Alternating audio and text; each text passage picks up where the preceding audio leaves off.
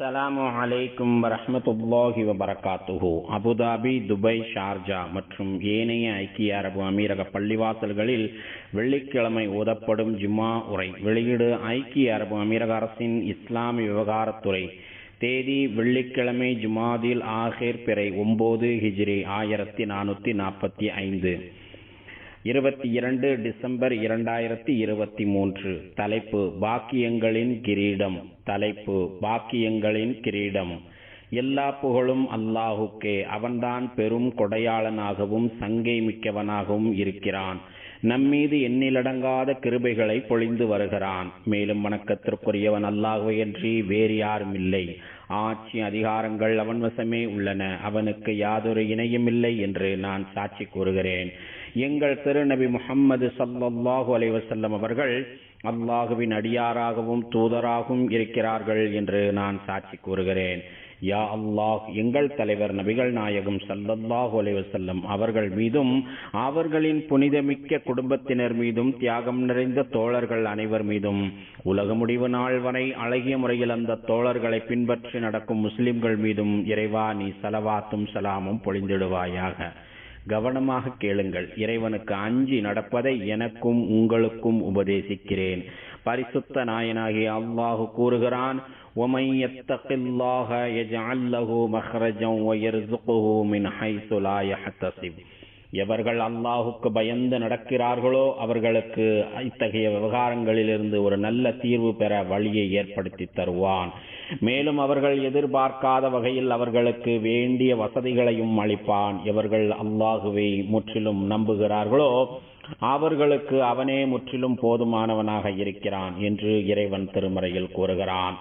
முஃமின்களே, பரிசுத்த நாயனாகிய அல்லாஹு கூறுகிறான், وَإِن تَعُدُّوا نِعْمَةَ اللَّهِ لَا تُحْصُوهَا إِنَّ اللَّهَ لَغَفُورٌ رَحِيمٌ. அல்லாஹுவின் அருட்களை நீங்கள் கணக்கிட்டால் அவற்றை உங்களால் எண்ணிவிட முடியாது. நிச்சயமாக அல்லாஹு மிக்க மன்னிப்பவன், மிக பெரும் கருணையுடையவனாவான் என்று இறைவன் திருமறையில் கூறுகிறான். மேலும் தாம் பொழிந்து வரும் கருணைகளை பற்றி அவன் இவ்வாறு கூறுகிறான், وَأَسْبَغَ عَلَيْكُمْ نِعَمَهُ وَأَسْبَغَ عَلَيْكُمْ نِعَمَهُ ظَاهِرَةً وَبَاطِنًا. அவன் தன் அருட்கொடைகளை மறைவாகவும் வெளிப்படையாகவும் உங்கள் மீது சொரிந்திருக்கிறான் என்பதையும் நீங்கள் பார்க்கவில்லையா என்று இறைவன் திருமறையில் கூறுகிறான். அல்லாஹுடைய கருணை தொடர்ந்து நம்மீது இறங்கிக் கொண்டே இருக்கிறது. அவன் நம்மீது பொழிந்து வரும் சிறப்புகள் எண்ணிலடங்காததாகும். இறைவனின் இந்த கிருபைகளை ஒருவன் எண்ணத் தொடங்கினால் அதன் எண்ணிக்கையை அவனால் எண்ணி முடித்துவிட முடியாது. இந்த கிருபைகளின் அளவுகளை ஒருவனால் முழுவதுமாக அளவிட முடியாது. இறைவன் வழங்கிய கிருபைகளிலேயே மகத்துவமிக்க பெரிய கிருபை யாதெனில் உடல் ஆரோக்கியமும் நிலையான தன்மையும் ஆகும்.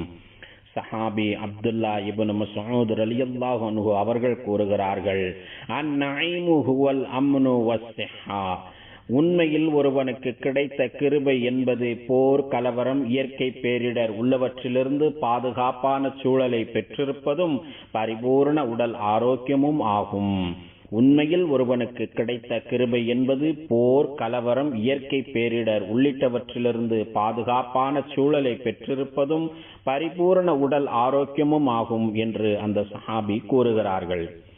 இறைவன் வழங்கியதில் இந்த இரண்டும் தான் கிருபைகளுக்கெல்லாம் தலையாய கிரீடமாக இருக்கிறது. ஒரு கவிஞர் இவ்வாறு கூறுகிறார், ஒரு மனிதன் ஆரோக்கியமாக இருப்பதும் அச்சமற்ற சூழலில் பாதுகாப்பாக இருப்பதும் அவன் பெற்றிருக்கும் கிருபைகளிலேயே தலையாய கிரீடமாக இருக்கிறது. எனவே இவ்விரண்டிற்காக இறைவனுக்கு நீ நன்றி செலுத்து. காரணம், பாதுகாப்பான சூழல் இல்லையெனில் ஒருவனால் மிக நிம்மதியாகவும் சௌகரியமாகவும் வாழ முடியாது. நமது உடல் ஆரோக்கியமாக இல்லையெனில் எந்த சுகத்தையும் அனுபவிக்க இயலாது என்று அந்த கவிஞர் கூறுகிறார். ஆம், அச்சமற்ற பாதுகாப்பான சூழல். இதனைத்தான் அல்லாஹுடைய நபி இப்ராஹிம் அலைஹிஸ்ஸலாம் அவர்கள் தனது இறைவனிடம் துஆ செய்து கேட்டார்கள். وَإِذْ قَالَ إِبْرَاهِيمُ رَبِّ اجْعَلْ هَذَا بَلَدًا آمِنًا. இப்ராஹிம் தம் இறைவனை நோக்கி கூறியதை நபியே நீங்கள் அவர்களுக்கு ஞாபகமூட்டுவீராக. அவர்கள் தமது இறைவனை நோக்கி, என் இறைவனே, மக்காவாகிய இந்த ஊரை அபயம் அளிக்கும் பட்டணமாக, பாதுகாப்பு நிறைந்த பட்டணமாக நீ ஆக்கி வைப்பாயாக என்று அந்த நபி துஆ செய்தார்கள் என்று இறைவன் திருமறையில் கூறி காட்டுகிறான்.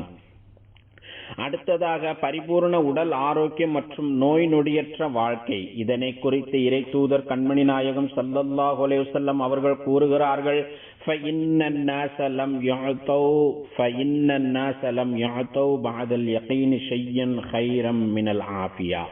இறை நம்பிக்கையில் மன உறுதியை பெற்றிருக்கும் பாக்கியத்திற்கு அடுத்ததாக மனிதர்களுக்கு கிடைக்கப்பெற்ற பெரும் பாக்கியமான ஒன்று அவர்களுடைய உடல் ஆரோக்கியமாகும் என்று இறை தூதர் ஸல்லல்லாஹு அலைஹி வஸல்லம் அவர்கள் கூறுகிறார்கள். உடல் ஆரோக்கியம் என்பது ஒருவன் பெற்றிருக்கும் சுகமான வாழ்விலேயே மிகவும் தலையாய கிரீடமாக அமைந்திருக்கிறது. படைத்தவன் இத்தகைய உடல் ஆரோக்கியத்தை தந்து இந்த மக்கள் மீது தனது கருணையை காட்டுகிறான். அவர்களை படைத்த இறைவன் அவர்களை உடல் ஆரோக்கியத்தின் மூலம் மிகவும் கௌரவமாக கண்ணியமாக வைத்திருக்கிறான். எப்படி இது இல்லாமல் இருக்கும்? ஏனெனில் ஒவ்வொரு நாளும் தனது இறைவனிடம் இறை தூதர் கண்மணி நாயகம் ஸல்லல்லாஹு அலைஹி வஸல்லம் அவர்கள் பின்வரும் துஆவை செய்யும் வளமையை கொண்டிருந்தார்கள். அல்லாஹும்ம ஆஃபீனி ஃபீ பதனி, அல்லாஹும்ம ஆஃபீனி ஃபீ பதனி. யா அல்லாஹ், எனது உடலில் நீ ஆரோக்கியத்தை தருவாயாக, யா அல்லாஹ், எனது உடலில் நீ ஆரோக்கியத்தை தருவாயாக என்று இறை தூதர் ஸல்லல்லாஹு அலைஹி வஸல்லம் அவர்கள் துஆ செய்து வந்துள்ளார்கள். உடல் ஆரோக்கியம் இல்லாமல் சுகமான வாழ்வும் சுபிட்சமான வாழ்வும் சௌகரியமான சூழ்நிலைகளும் இன்பகரமான நிலைகளும் கண்டிப்பாக ஒருவனுக்கு கிடைக்காது. அதே சமயம் அச்சமற்ற சூழல் நிலவி நிலையான வாழ்வாதாரம் அமைய பெற்றால்தான் ஒருவனால் பரிபூர்ண உடல் ஆரோக்கியத்தை பெற முடியும். எனவே இவ்விரண்டும் ஒரு சேர அமைய பெற்றால்தான் வாழ்க்கையை நல்ல முறையில் கொண்டு போக முடியும். மேலும் சமச்சீரான முன்னேற்றத்திற்கும் இது வழிவகுக்கும். இவை இரண்டும் ஒரு சேர அமைய பெற்றால் இவ்வுலகில் கிடைக்க வேண்டிய கிருபைகள் முழுமையாக கிடைத்ததாக இருக்கும். இறை தூதர் கண்மணி நாயகம் ஸல்லல்லாஹு அலைஹி வஸல்லம் அவர்கள் கூறுகிறார்கள், மன் அஸ்பஹ மின்கும் ஆமினன் ஃபீ சிர்பிஹி முஆஃபன் ஃபீ ஜஸதிஹி வஇந்தஹு கூத்து யௌமிஹி ஃபகஅன்னமா ஹைஸத் லஹு துன்யா. உங்களில் ஒருவர் தமது வசிக்கும் இடத்தில் மிகவும் பாதுகாப்பாக அதிகாலை எழுகிறார், அச்சமயத்தில் பரிபூர்ண உடல் ஆரோக்கியத்துடன் இருக்கிறார், அன்றைய அவருடைய தினத்திற்கான உணவும் அவரிடம் இருக்கிறது. இப்படி ஒருவருக்கு அமைய பெற்றால் மொத்த உலகமும் அவருக்கு சொந்தமாகியதை போன்றதாகும் என்று இறை தூதர் ஸல்லல்லாஹு அலைஹி வஸல்லம் அவர்கள் கூறியுள்ளார்கள்.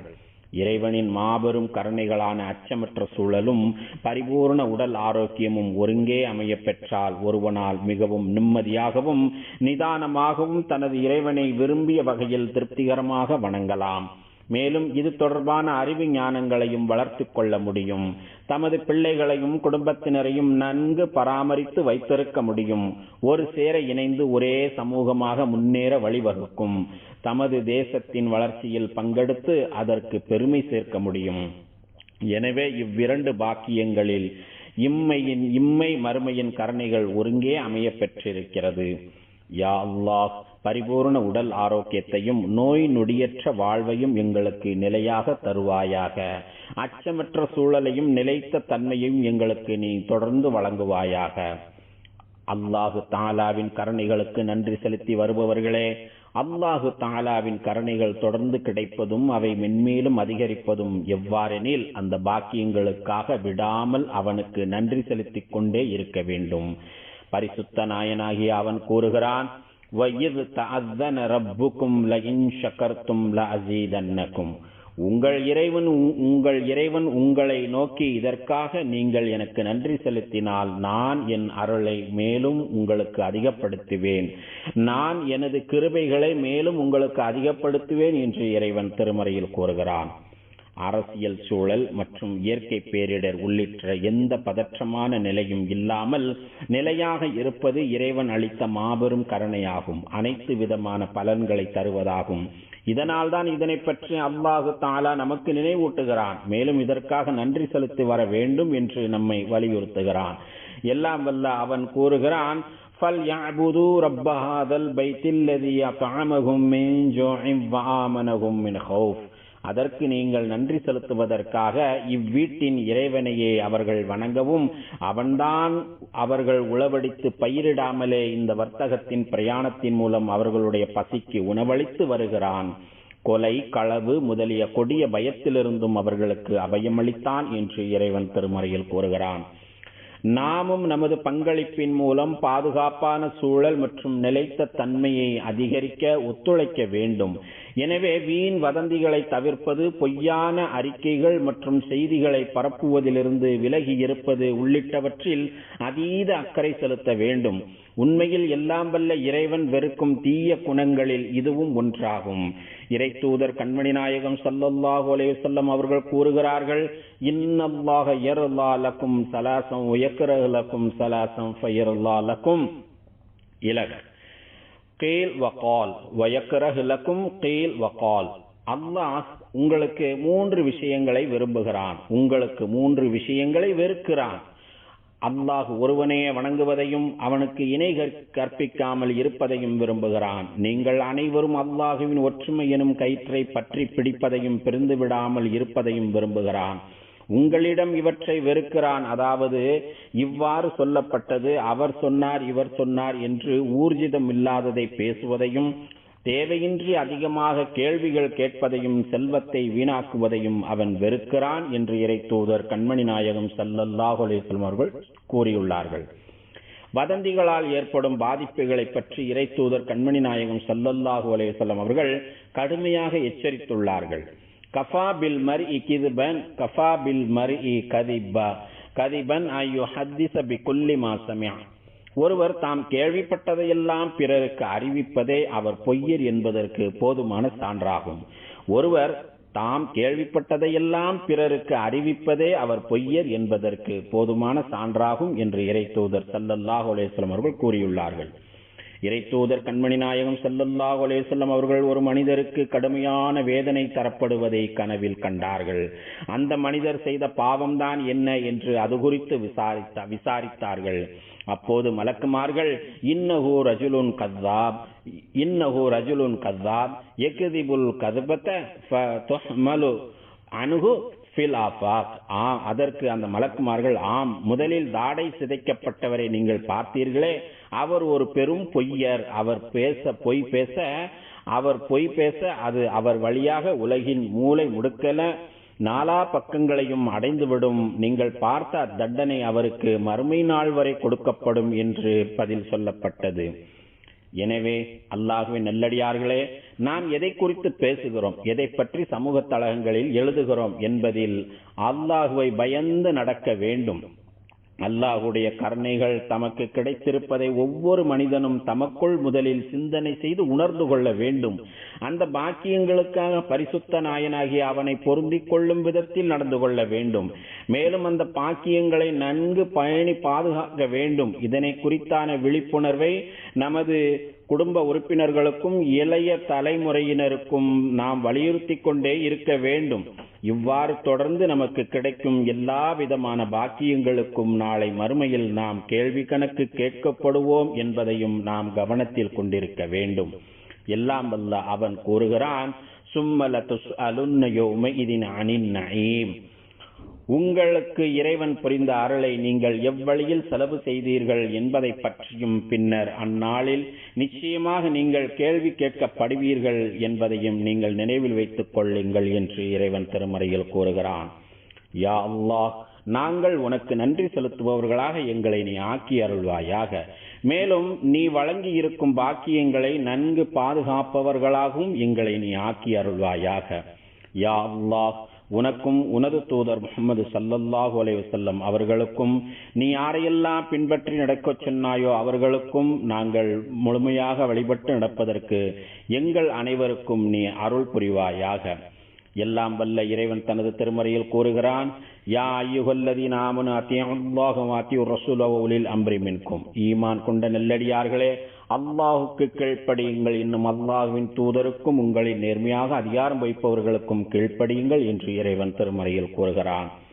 யா அல்லாஹ், எங்கள் தலைவரும் எங்கள் நபியுமாகிய முஹம்மது நபி ஸல்லல்லாஹு அலைஹி வஸல்லம் அவர்கள் மீதும், புனிதமிக்க அவர்களின் குடும்பத்தினர் மீதும், தியாகம் நிறைந்த அவர்களின் தோழர்கள் மீதும் ஸலவாத் என்னும் ஈடேற்றத்தையும், சலாம் என்னும் அமைதியையும், பரக்கத் என்னும் நற்பாக்கியங்களையும் தந்தருள்வாயாக. மேலும் நல்வழி காட்டும் ஹலீஃபாக்களாகிய அபூபக்கர், உமர், உஸ்மான், அலி ரலியல்லாஹு அன்ஹும் ஆகியோர்களையும், சங்கை நிறைந்த அனைத்து தோழர்களையும், அவர்களை தொடர்ந்து வந்த தாபீன்களையும், உலக முடிவு நாள் வரை இவர்களை அழகிய முறையில் பின்பற்றி நடக்கும் முஸ்லிம்களாகிய எங்கள் அனைவரையும் நீ பொருந்திக் கொள்வாயாக. யா அல்லாஹ், இந்த தேசத்தின் ஜனாதிபதி மாண்புமிகு ஷேக் முஹம்மது இப்னு ஜாயித் அவர்களுக்கு அனைத்து நல்ல முயற்சிகளுக்கும் நீ உதவி புரிவாயாக. உனது பாதுகாப்பிலும் உனது அரவணைப்பிலும் அவர்களை நீ பாதுகாப்பாயாக. யா அல்லாஹ், மாண்புமிகு ஷேக் ஜாயித், மாண்புமிகு ஷேக் மக்தும் மற்றும் மாண்புமிகு ஷேக் ஹலிஃபா பின் ஜாயித் மேலும் ஏனைய அமீரக ஆட்சியாளர்கள் உனது பொருத்தத்தை நோக்கி உன்னிடம் வந்து சேர்ந்த காலம் சென்ற ஆட்சியாளர்கள் அனைவருக்கும் நீ அருள் புரிவாயாக. யா அல்லாஹ், எங்கள் தந்தைமார்களுக்கும் தாய்மார்களுக்கும் நீ கிருபை செய்வாயாக. மேலும் எங்கள் இரத்த வழி உறவினர்களுக்கும் யாருக்கெல்லாம் நாங்கள் கடமைப்பட்டிருக்கிறோமோ அவர்களுக்கும் நீ கிருபை செய்வாயாக. அல்லாஹுவின் அடியார்களே, மகத்தான அல்லாஹுவை நினைவு கூறுங்கள். அவன் உங்களை நினைவு கூறுகிறான். அவன் வழங்கிய அற்கொடைகளுக்கு நன்றி செலுத்துங்கள். அவன் அதனை உங்களுக்கு மேலும் அதிகப்படுத்தி கொடுக்கிறான். தொழுகையை நிலைநாட்டுங்கள். ஸதகல்லாஹுல் அலீம். வஸ்ஸலாத்து வஸ்ஸலாம் அலா ரசூலின் நபியில் கரீம்.